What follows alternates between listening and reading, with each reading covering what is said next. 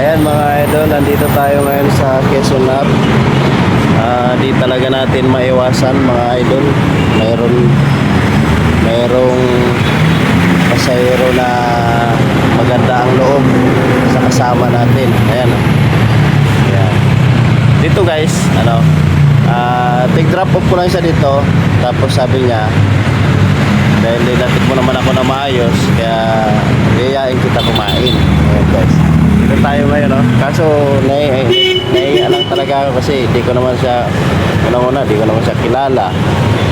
Pasahero ko siya.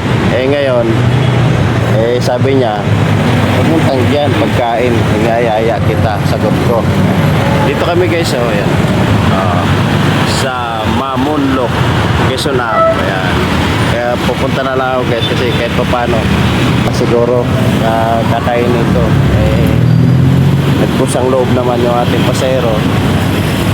Kaya yan guys, tandaan, may mga pasahero talaga na maganda ang loob, lalong-lalo na pagka maganda yung servisyo natin sa pagdating sa kanila.